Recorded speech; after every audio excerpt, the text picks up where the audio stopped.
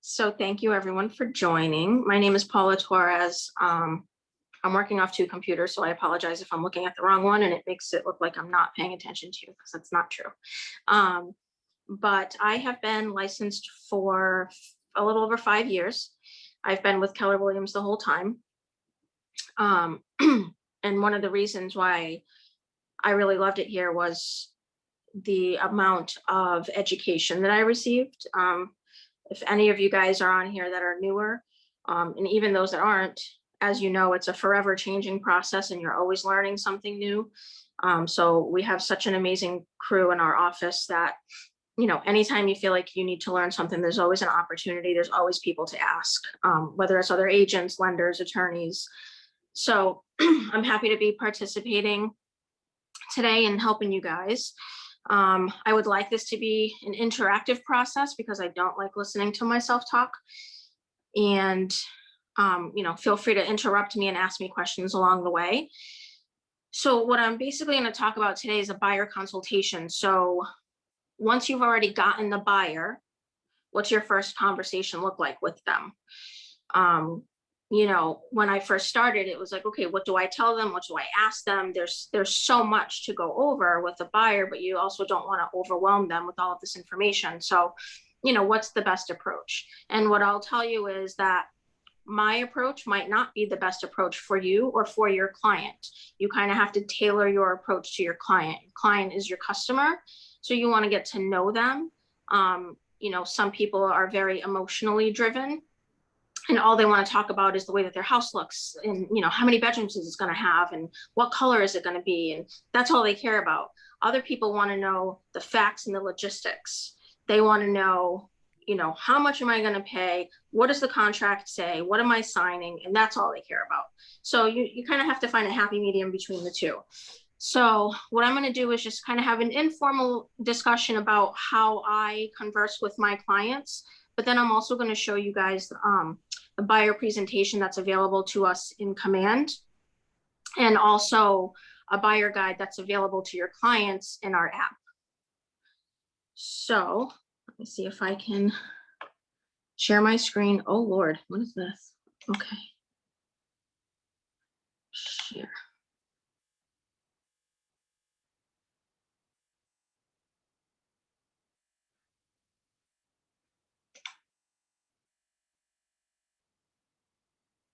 Okay. Can you guys see the screen? Yes. Okay, cool. All right. So when I first meet with my clients, like I said, it's, you want to make it just a natural, fun conversation. Don't feel like you have to ask a certain question first, or you have to ask a certain question second, or there's no right or wrong way to do it. Make it a natural conversation with your clients. I often find that the best way to go about it is to start with the fun stuff. Make it a lighthearted conversation. Tell me about your dream home. Tell me where you're looking, what neighborhoods, how many bedrooms are you looking for? Do you have kids? Do you have pets? Do you need a yard for your dog? Kind of go with that stuff. Some of your clients are going to be super chatty and you're not going to talk for half an hour and they're just going to go off. And that's great. Take notes, get all the information, really listen to what they're saying. You might hear things like, we need two bathrooms. We have to have two bathrooms. We have two kids and we can't live with one bathroom. And then 20 minutes later, they might sneak something in about, 1.5 bathroom. We could live with that. And, make a mental note of that, or make an actual note of that and say, okay, even though they started off by saying we need two bathrooms, they can live with 1.5, and make note of that. Then you're going to have the client that doesn't know what to ask you, doesn't know what to say. And you're going to have to kind of pull the information from them. And, I think by just starting and asking about them, about their life, about their family, who's going to be living in this house. Do you need to be close to work? Yes, I do. Okay, well, where do you work? Oh, I work at, Hasbro. Oh, nice. What do you do at Hasbro?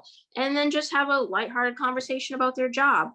Don't make it too uptight, because especially with your first time home buyers, they're going to be nervous to begin with. There are also lots of buyers out there who I feel like once they go through the process, right at the closing table, they forget everything that they went through. So even though they might have bought a house 5 years ago, 10 years ago, 15 years ago, they have forgotten the entire process. And it's just like talking to a first time home buyer again. So, you're going to have to go through the whole process with them. Some of the questions that I like to ask right off the bat, if they haven't volunteered the information, is what type of home are they looking for? Are they looking for a multifamily, a single family? Are they looking to live in a condo? These questions are specifically important when it comes to financing, because your financing is going to look totally different, one versus the other. Oftentimes, I have found that clients will come to me with a pre-approval already in hand. And they tell me, oh, I want to buy a house, this many bedrooms, this many bathrooms. A condo would be nice too, because I really don't want to mow the lawn, and it'd be nice to have somebody shovel my pathways for me. So, I could do a house or a condo.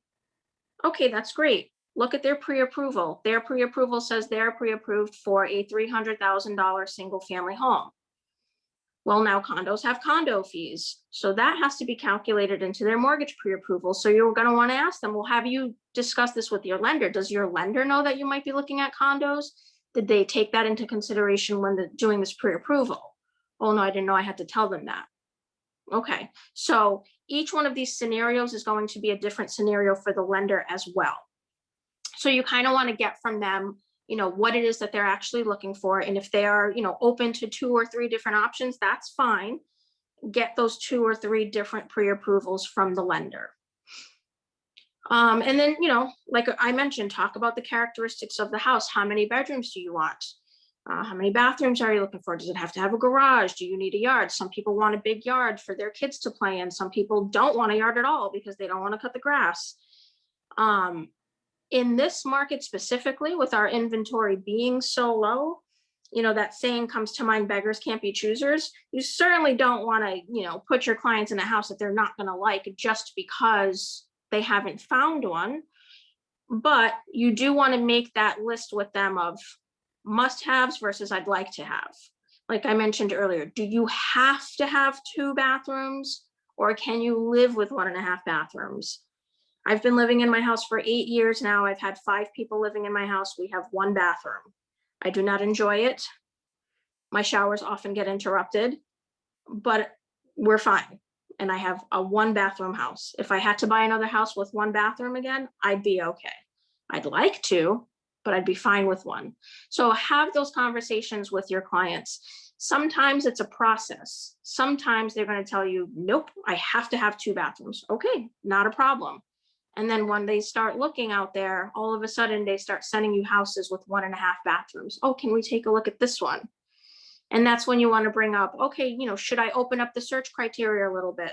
Or can we look at 1.5 bathrooms? Yeah, we thought about it and we see there's not a lot of options out there. So yeah, we can do 1.5 bathrooms. And that's okay. If that's a conclusion that they come to later on down the road, not a problem. You want to talk to them about location. Obviously, what towns do you want to live in, or what towns do you not want to live in? Do you need to take into consideration working? Many people are working from home these days, but there are certainly people that are not. One thing you really have to be careful about here is when somebody says to you, I wouldn't mind being in Providence, but I just don't want to be in one of the bad neighborhoods. It is not your job to determine what the bad neighborhood is. You could actually get in trouble for that. If you think back to real estate class, there's terms like steering and redlining, and we talk about the Fair Housing Act, and you have to be really, really careful when you're talking about location. So I get this often. I do a lot of business in Providence. I have also relocated folks from other states that aren't too familiar with different areas of different towns. So you just really have to be careful about how you talk to them about this. If somebody says, I don't want to live in a bad area of Providence, or in a bad area of Warwick or West Warwick, or wherever it may be, send them all the houses in Providence that meet their criteria And then just let them know. If there's something that I've sent you and you don't like that neighborhood, let me know. And then I'll stop sending you houses in that neighborhood. Let them make the determination where they think is a good neighborhood or a bad neighborhood. You should not be the one making that determination. Of course, you have your own opinions in your head, and that's fine, but you want to keep those to yourself. If somebody says to you, I want to live in Providence, but I don't, I don't want to live in Mount Pleasant. I don't like Mount Pleasant. Fine, that you can work with. They've told you that they want to avoid that one specific area of Providence, so you can avoid that. Lastly, you want to be talking to them about their current living situation. Are they renting? Do they own a home now? If they own a home now, is this going to be contingent on them selling their current home? Hopefully it is, because then you get 2 transactions out of it. If they're renting, are they in a lease? That's important to know, because once you're drafting these offers and these purchase and sales agreements, when can they close? You don't want them stuck paying a mortgage and rent at the same time. I recently spoke to a buyer last week that said, I want to start looking. My lease is up in August. Okay, well, I'll send you some properties that are out there so you can kind of get a feel for what's out there. But just to let you know, what you see today will not be here in August. So we'll actually start going out and looking in person June, July timeframe. And talk to them about their schedule. With this market that we're in, everything moves so quickly.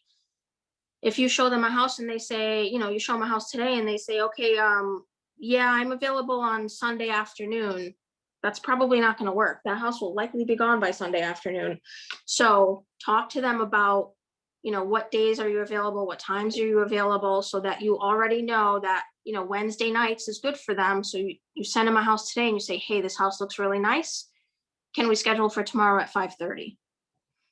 Because you already know their schedule. I like to use the purchase and sales agreement as my guideline to kind of discuss with them what the process is going to look like. I don't usually give them the copy of the purchase and sales agreement because that can be very overwhelming to them, unless I have that type of client that wants to see it. They want to read every single line of it, then I do that. But if you think about it, the P&S is written, especially our new ones, it's written in such a way that it really follows the steps of the process of buying a home. So it's an easy way to tell them, all right, this is what the process is going to look like. So we're going to find a house. You're going to love it. You want to put an offer in on it. Great. So here's what I need to know. How much are you going to offer on the house? How much of a deposit are you going to put down? Oftentimes I find that clients get confused between deposit and down payment. They're 2 different things. So make sure you clarify that with them. Explain to them what happens to their deposit. The money doesn't go away. It's not lost forever. It's held by usually the listing agency in an escrow account. That money is yours. You get to keep it at the end of the day, as long as you don't renege on the contract. And it can go towards whatever you owe for your down payment. Once you have an accepted offer and we sign all the documents, what happens next? Well, usually we'll have a home inspection. And, I keep it pretty general when I'm consulting with my buyers. I basically tell them, we have a home inspection. You have a 10-day time period to back out of the purchase of this home if something comes up in that inspection that is very concerning to you.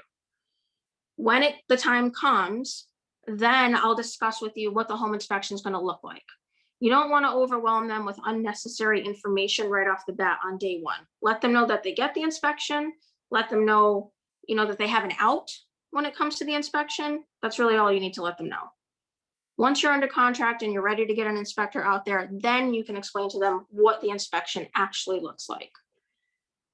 Same thing when it comes to, their financing. Let them know that, while all this is happening in the background, your lender is going to be working on your file. They're going to order an appraisal for you to make sure that the house is worth what we're paying for it.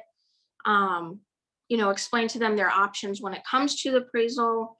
And again, I keep it kind of general. Like if the appraisal comes in below value, well, then that's just another point of negotiations, and we can deal with that when the time comes. And that's all I say about that. Then, you sometimes have those clients that will no, tell me more about that.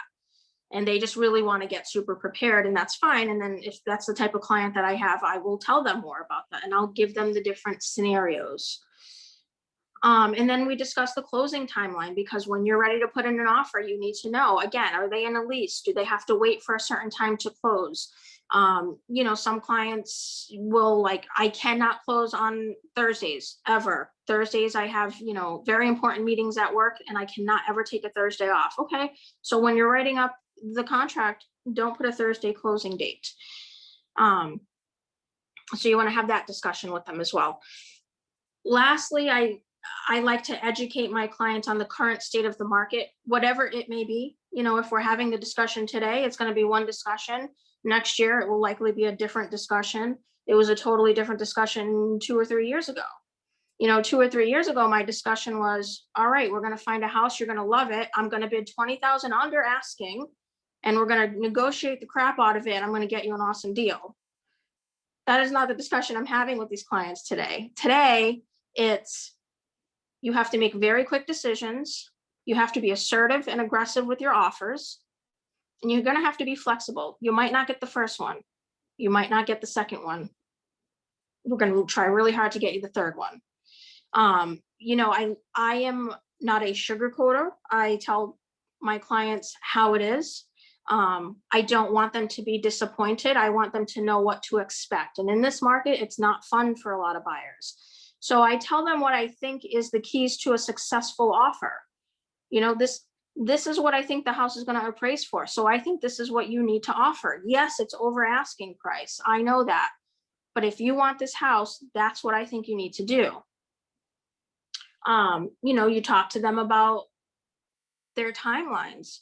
If we see a house on Tuesday and you tell me you need a few days to think about it and you want to talk it over with your spouse, you simply don't have a few days in this market. So mentally prepare yourself now to make those quick decisions. And that's why I like to educate them right there at the first consultation, so that they're mentally prepared and they know when we go see that first house that they're going to have to make a very quick decision. The last thing I will tell you about that is to talk to them about backup offers. They do work, and I can give you a quick example of one recently. I had a client, I believe it was in November, we looked at a house. I had been working with these clients for some time. They were very aware of the state of the market. They are just very laid back people. And this is a tough market when you're a laid back person. So they saw this house. I knew it was the perfect house for them. They knew it was the perfect house for them, but they just wanted to talk it over. So I said, okay, you guys know it's probably going to go real quick. So don't take too much time to talk it over. Let me know what you want to do.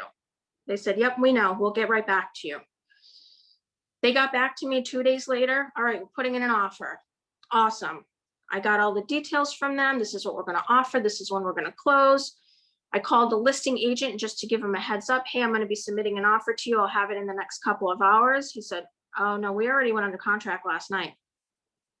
My clients were devastated. And, I refrained from the I told you so conversation, but I wanted to say, I told you so. But I said, listen, I know they loved this house and I knew it was a perfect house for them. I said, listen, these days, a lot of things are falling through, especially due to financing. Unfortunately, people are losing their jobs. A lot of stuff is happening out there economically. And I said, let's just put in the offer anyways. I'll ask him to hold it as a backup offer, just in case. You never know. And wouldn't you know, 2 weeks later, that listing agent called me and said, are your clients still in on this house because this is about to fall apart? And I said, yep. And we closed in January and they were thrilled. So it's definitely worth putting it in. It's not going to get accepted more often, but it can get accepted, and it does. What questions do you guys have so far? You can unmute yourselves, I think, and just ask me.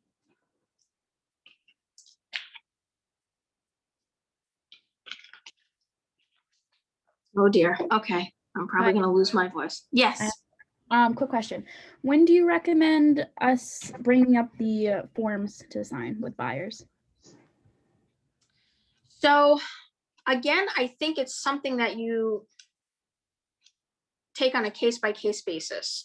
And that's my opinion. You know, I know there are a lot of realtors out there that on the first consultation, they are going to show up with the buyer agreement and ask their client to sign right there because they don't want to lose that client. And I totally get that. And again, especially in this market, you know, it's tough out there and buyers are not always loyal. And sometimes it's not even that they're trying to do it in a, you know, in a bad way. They just don't realize how the business works. And they don't realize that, you know, you're supposed to be loyal to me. I'm here to help you. Call me when you see a house. Don't call the listing agent, call me. So I think that's part of the education, and that's part of the initial conversation, is to kind of let them know, like, this is how this is going to work. I am your realtor. You can reach out to me whenever you need. So some folks would ask that they sign right then and there. I personally usually wait until we go through at least the first showing, because I want to make sure that they see how I do my business and that they like me and they want to work with me. I don't want them to feel like they are stuck with me after having met me for 30 minutes. I don't feel like that's, you know, enough time to know that you're going to click with this person, that you guys are going to kind of do business the same way. So I usually wait until at least the first showing. But if you ask 10 different realtors, you probably get 10 different answers. Anything else? Paula, it's Joe. Hi, Joe. How are you? Good. Good. Hey, question. Do you have a copy of a buyer's contract you can put up? Because there's a couple interesting things on there that maybe we could talk about. Such Yes. as commission, such as that commission line. Yes. And I can, hold on. I'm going to look it up here. I'm going to try and pull it up. I All right, in can, the meantime. so I can tell you one thing that I generally, and again, this is me, everyone has their own way to do business, and there's no right or wrong way. Unless you're breaking the law, then it's wrong. But in my buyer's contracts, I generally state that the commission is per MLS. So whatever the co-broke is willing to pay out, that's the commission that I make, with the exception of a for sale by owner situation. And I have done a few for sale by owners this past year because, again, the market is tough, and sometimes that's how I found houses for my clients. And in my agreement, it states something along the lines of, you know, if we buy a for sale by owner, I will always ask that seller to pay the commission. I don't want my clients to have to pay commission. But if the seller refuses or is only willing to pay a certain amount of it, then I will ask my buyer to pay the rest. If they are unwilling to or unable to, then they are more than welcome to purchase that home without my assistance. I don't want them to lose out on the house. I also don't want to work for free. So let me try to find one here for you. Any questions on what I just said about the buyer agreement? Or Joe, do you have something else you want to talk about the I commission? think that was the main, you know, the main piece of it, because we get a lot of co-brokers offering 2%, and a lot of people are asking, you know, should I begin 2.5? And, you know, some people would say that they ask their buyers for that additional money. But I don't work with a lot of buyers, so I was gonna just leave that up to you guys. Yeah, I remember when I went to one of my very first classes at the MLS, at the Ryer building when I first started, and I don't remember who it was that taught it, but she said she never works for less than 3% ever. And so her buyer's agreement basically says that her buyer is going to pay the difference if the co-broke is not paying out 3%. I am, sorry, I'm trying to figure out how to share this again. There we go. So I think this is the section that Joe is referring to here, section number 9, compensation. Yep. So basically, what I put in here, because this is the way this is written, it's asking you for a specific dollar amount or a specific percentage. And, as we know, that's not generally how we do business, at least not here in Rhode Island. I don't know if maybe other states do or other parts of the country, even though this is a Rhode Island document, but, they're really leaving it up to the agent here. You get paid how you want to get paid. And as long as your broker's okay with it, then I don't think it's an issue. But what I generally put in is, per the listing agreement, or actually that should say per MLS, but or the 2.5% for a for sale by owner. And, again, I don't just put this in front of my clients and say, please sign here. I explain to them what they're signing, and I explain to them what this means so that they know their options. I've had some people say, okay, yeah, that's totally fine. Don't show me any for sale by owners. Okay. So That's fine. when you say 2.5% for FSBO, are you saying 2.5% from the buyer or from the for sale by owner? So that's when I explain to my client, I always ask the seller to pay it. And hopefully they do. If they Right. say, no, I'm not paying you a dime, then I will ask my buyer to pay it. If they say, no, but I'll pay you 2%, then I'll ask my buyer to pay 0.5%. Okay. If my buyer says, no, I'm not paying anything, then I wish them well and I'll hook them up with a good attorney and I'll let them go at it on their own.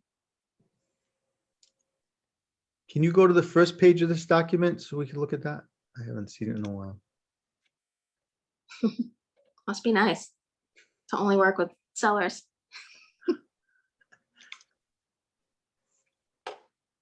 So there's really So not this is- not much else on here. No, The it's term of agreement, though, usually do what, 6 months? I do 6 months, yeah. And I have had clients take longer than that to find Yeah. a house. And usually when you're that far in and they've stuck it out with you that far, they're more than happy to sign again.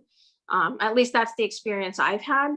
I think that once you've developed a relationship with them and they can see that, like, I have a client now that I've been working with for a year, and I have sent them, I could guess probably 150 listings, and they've probably actually looked at 10 and they've offered on 1.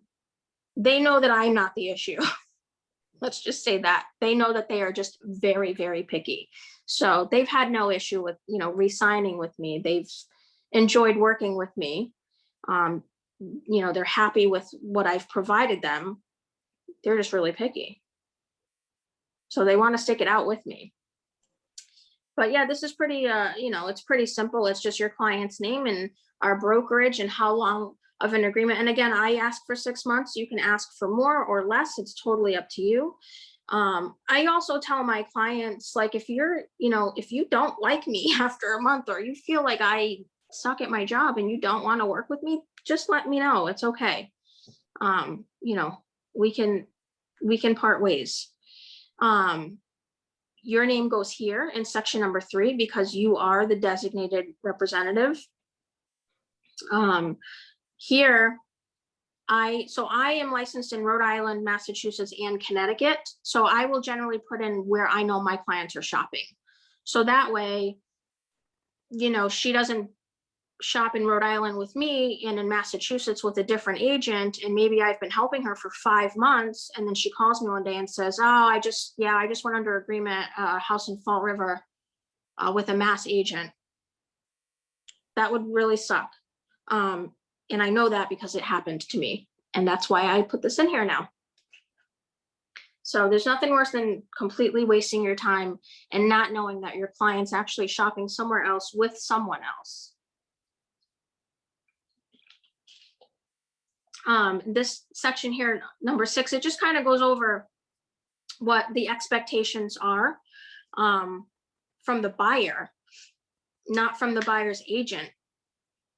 But it, it basically says that, what they're signing here, it's saying that they're going to work exclusively with you. They're going to be, reasonable in working with you. And, it just kind of, it just goes over the expectations really. If anything changes, as far as like their financing or anything like that, they need to kind of keep you up to speed on those things. Obviously, if you should have a relationship with the lender as well. This also, the one part I like about this in section F is, because this is kind of a gray area for you as a buyer's agent. Sometimes people will ask you like, oh, I can see that like the roof looks kind of old. How old do you think it is? How much do you think that would cost to fix? And it's like, well, I'm not a roofer. I'm also not the inspector. So, those are questions better answered by those people. So this basically lets them know, like, they need to go to those people, to the expert, to ask those questions. People ask me all the time, like, how's this going to affect my taxes? I have no clue. I don't even know how to do my own taxes. Go ask your accountant. So anyways, this is the buyer's agreement. It's pretty self-explanatory. Dual facilitation is really not something that we do often, I don't think, in Rhode Island. And that's something that you'd want to talk to Lynn about if the situation ever arises, where you are basically representing the buyer and the seller. That can get hairy.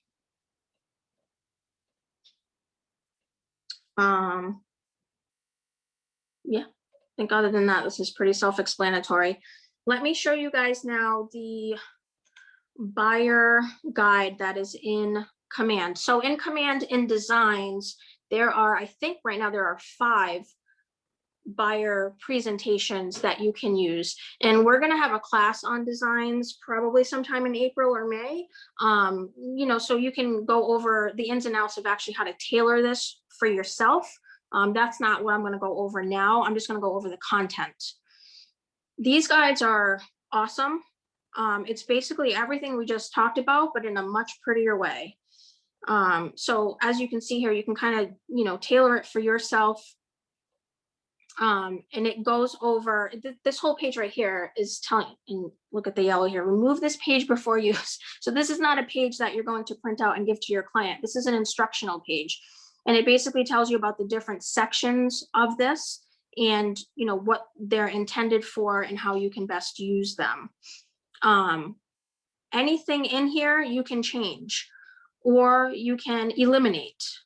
When you print it out, don't print certain pages if you don't like them. So again, you can put your client's info here and then your info down at the bottom here. There's a nice little table of contents. So what I would recommend for you guys to do is, whichever one of these presentations you choose to use, read them word for word. Because as you can see, let me find it here in the second paragraph. Deciding how you'll navigate your journey to home ownership is equally critical to the agent you work with. As someone who's been in your spot before, I'm familiar with what's cycling through your mind. Well, if you've never bought a home of your own, you've never been in their spot before. And if they actually sit and read this and they go, oh, so you bought a house before, how was that for you? And you never have, you're going to feel pretty silly. So make sure you read all of this, because like I said, you can change any of it or just eliminate entire pages if you want. This is something that if you want to give this to your client before you meet them, you can email it to them, save a tree.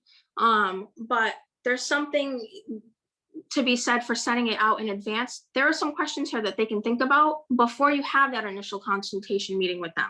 So they kind of already know what questions you're going to ask and they can be more prepared for your meeting. What are you looking for? What's important to you? Why is it important to you? You're going to have that conversation with them anyways, where they can be more prepared for your meeting. You're going to be prepared, but this way you can help them be prepared as well. The app. So like I said, I'll show you guys in a little bit the buyer guide that is in the app. It's awesome. I love it. And you know, nowadays, so many people are just on their phones or their tablets, and that's all that they use all day long. So it's such an easy way for them to, you know, look at the process through the app. But there's also other tools in the app that, you know, help you with the neighborhood insights and things like that. So this is just a simple page that kind of goes over the app with you. So page number 8, we talked a little bit about, you know, talking to your clients about their availability. Like, when can you go show and when can you go see houses? You know, when I email you one that you like, when are you available? But I also love what's on the right-hand side here. What's the best way for me to communicate with you? I have clients right now that are living in Japan that are moving back to Massachusetts. They're 14 hours ahead of us. We only communicate via email because there is not really a good time for us to talk via phone or text message, because it's usually either the middle of the night for them or it's the middle of the night for me. So I wake up every morning to an email from them, and they wake up every morning to an email from me. So that's how we communicate. There are some people that never check their emails. I have had clients where every time I send them a document to sign, I also send them a text message and say, there's a document in your email, I need you to sign it. Because if I didn't send that text, it would never get signed. So just ask them, you know, how do you prefer that I communicate with you? You know, what's the best time to reach you? Find out what their work schedule is. Some people's jobs, you know, especially people that are working from home these days, they'll answer your text message all day long. But then there are people that work in hospitals or government buildings where they're not even allowed to have their phones on them at all. So, you know, if you're reaching out to them and you're not getting a response, you want to know why. So, you know, make sure that you understand what their schedule looks like and when they are available. The bottom section here, I almost tend to want to answer this for them. Again, in this market, how often do you want me to send you updates or houses? The answer should be ASAP, because as we talked about earlier, if you don't go look at it ASAP, it'll be gone tomorrow. So, you know, but in a you know, a market that's more or that's less crazy, you know, there are some clients like the one that I mentioned, they're not going to be looking till later this summer. I'll send them in MLS. You have the option of how often to send notifications. I send once a day. I think you can also do monthly. So, you know, depending on your situation, you can kind of determine that there.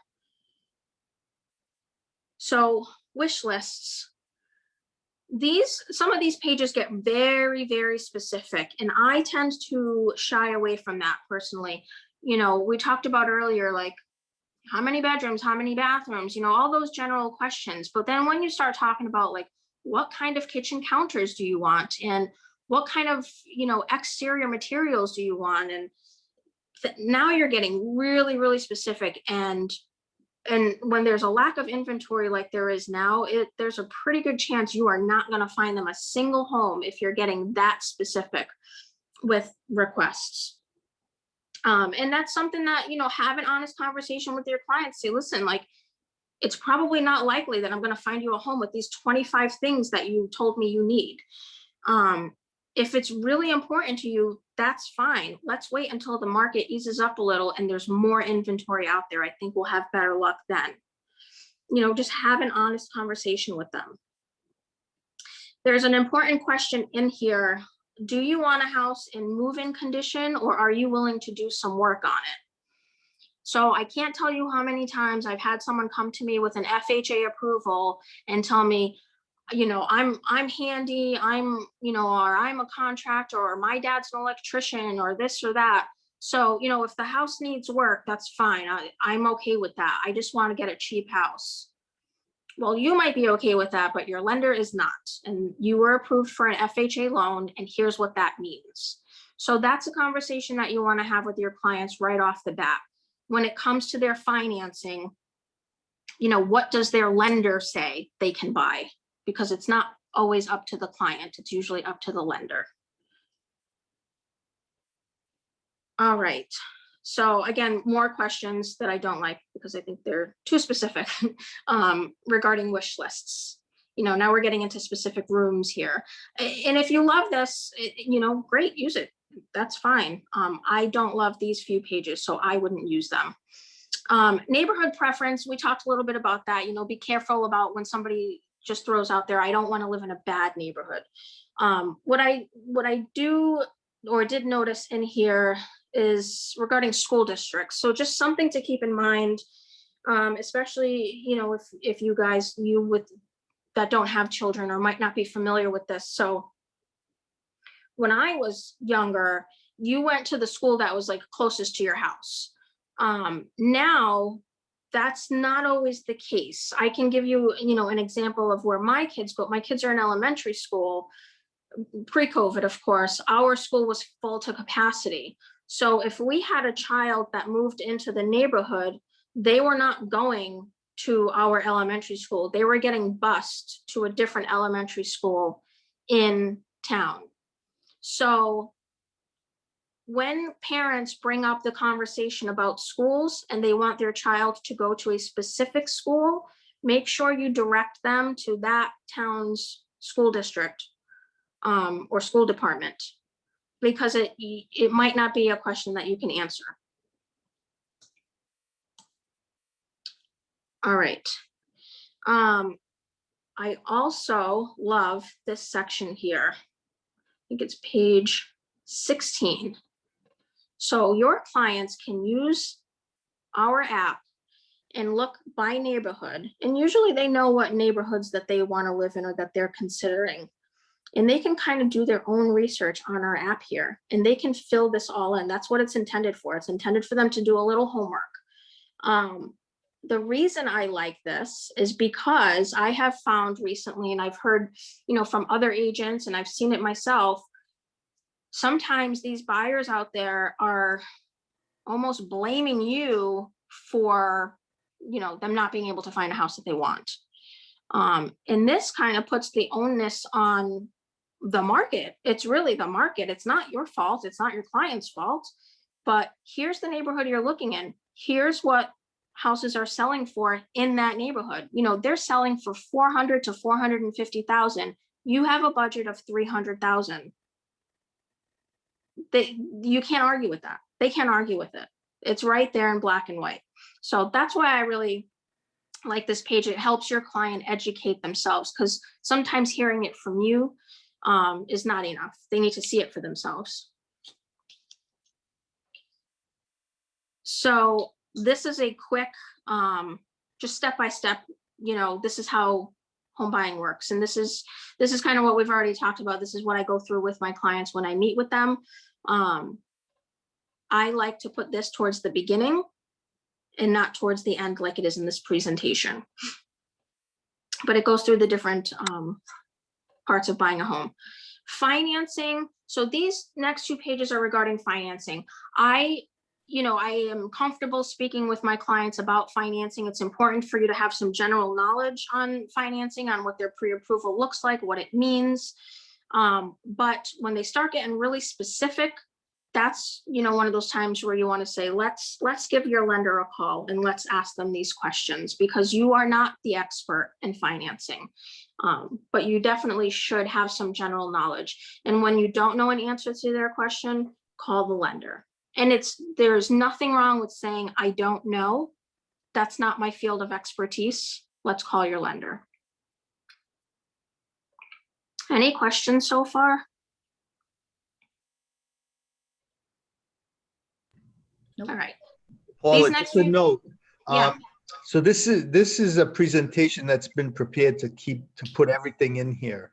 You Yep. probably wouldn't want to send a 32-page pre-listing presentation to your client. So you probably do want to do, like you said, pick out the important pages on this and use those. But if you send them a 32-page document, it's probably going to get, it's not probably going to be reviewed.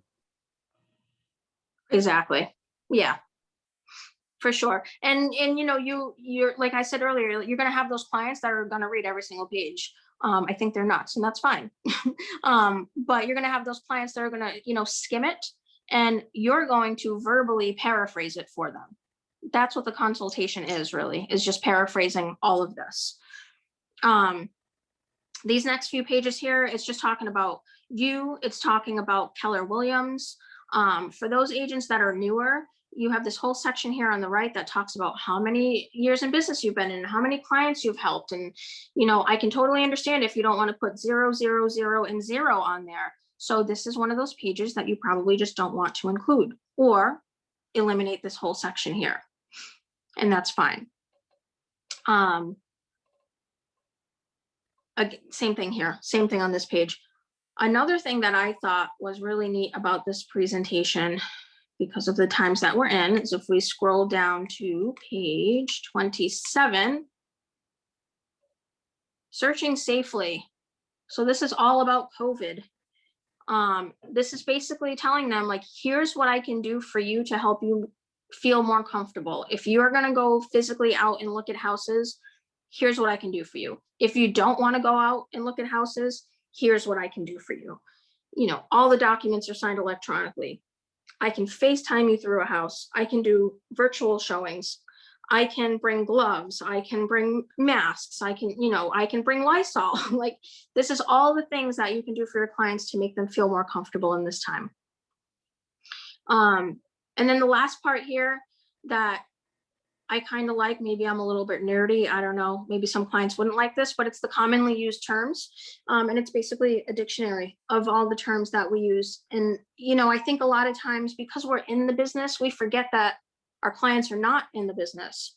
And so we throw these terms around like it's nothing. And they're looking at us like, I don't even know, like you're speaking a different language. So, you know, this is a really nice way for them to kind of educate themselves or understand what it is that you're explaining to them.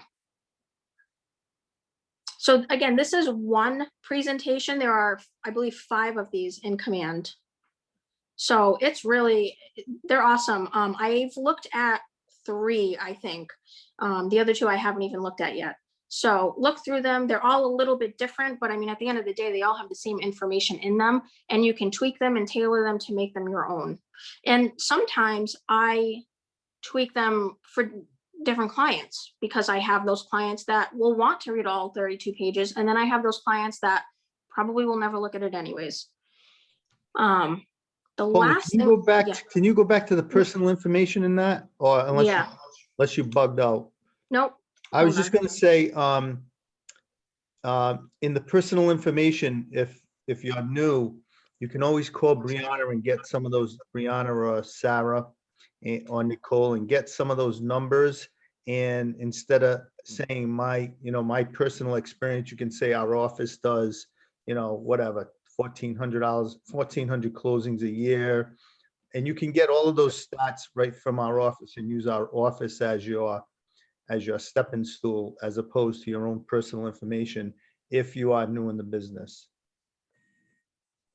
Yes, thank you for saying that. I actually remember being taught that in bold.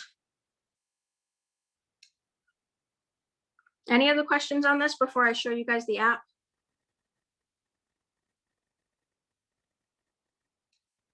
Okay. Let's go. I'm dying to see this app. I'm sure. Okay, let me figure out. Paula, while you're figuring that out, so is this different than the app we had previously? I mean, this app has been out, I think, for over a year now, or about a year. All right. So it depends on what you mean by previously. Well, we had a personal app created by eEdge several years ago that we were using, and then I'm guessing that this is a different one. Yeah, this is like 2.0. Okay. So can you guys? Oh, right there. You can see it. All right. So this is the app.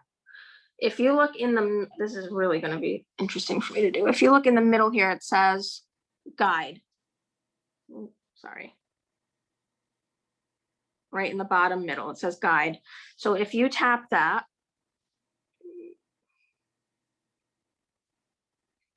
so up at the top, you have a buying guide and a selling guide. So whether you are a buyer or a seller, there's a guide for you. And in this guide, you can scroll through, and this goes through each piece of the home buying process. But if you go and you click, so start your search, that's the first step. And this tells you all about starting your search. You read the whole thing, and then you get to the bottom and you say, mark is complete. So you've completed this step, and you move on to the next step. And now we're talking about mortgages. And this takes you to a Keller mortgage application, or you can say that you already have another pre-approval from another lender. Go to the next step, and we talk about touring homes. So read.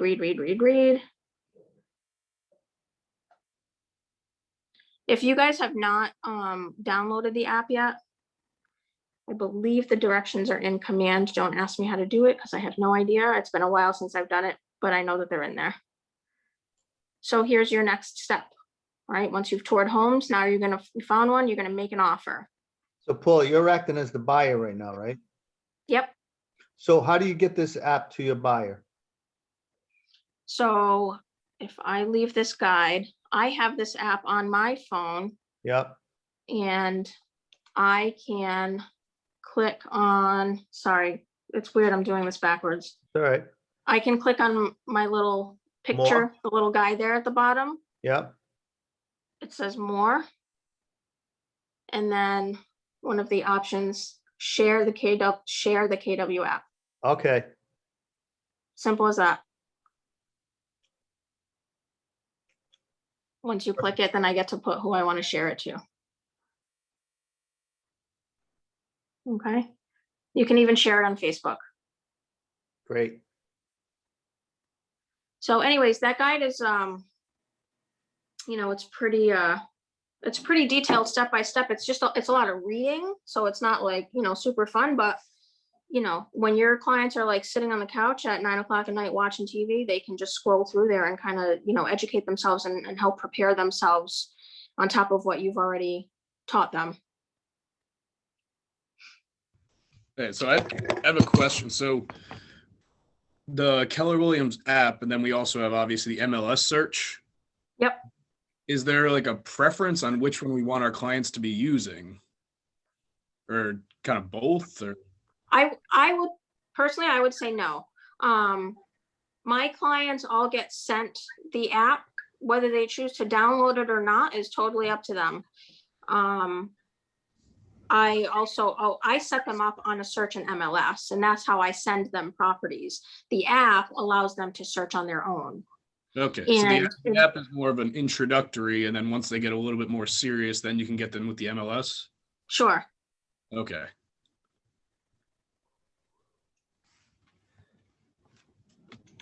What else? Paula, do you know where I can find more information about, I know it's in command, but where in command? Because I don't have the app, and a lot of time they ask me and I don't want to send them to Zillow. And I used to have it before, but I can't figure it out how to use it anymore. I know when they changed it, it was tough to figure out. And I don't remember how I did it, but I will find out for you. And maybe we can send out a step-by-step. Please, thank you, because Okay. it's very helpful. And a great idea for the app is, instead of your clients being researching on Zillow, that's maybe for Warren West, is they use the app to research, and they can use the app in any area they are, Massachusetts, anywhere they are, they able to find out about a property and how much it's selling for. Yeah, and it's Thank you. much more accurate than Zillow. How many times do you get your clients sending you houses on Zillow that say they're for sale and they've been under contract for 2 months? The app is directly connected to MLS, so it's much more accurate.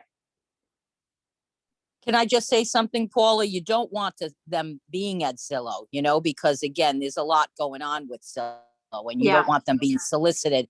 So I think it would be great because I think a lot of people are confused about this app. So if you could look into it and do the step-by-step, that would be wonderful. Yep, I will do that. What else do you guys have?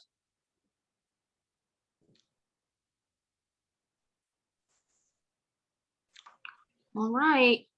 Good Well, if job, that's Paula. it. Thank you. That's all I have for today, guys. So, if you guys have any questions that come up in the future, or you're, getting ready to meet with a client and you forgot everything I just told you, that's okay. Reach out to me, reach out to your mentor, reach out to anyone in the office. We are all here to help each other. Thanks, guys. And don't forget to log into that Gary Keller vision speech tomorrow at 11 o'clock. It's going to be really good. Nicole, that's at 11, right? 11 our time? That's at 11 o'clock our time. We will be hosting it in the Market Center as well. So if you send me over an email RSVPing, we are providing lunch to the first 15 people that RSVP. Great. Awesome. Jesse will be there. Thank All right, you, thanks, Paula. guys. See you Good Bye. job. Bye-bye. Thank you. Thank you, Thank you. Paula.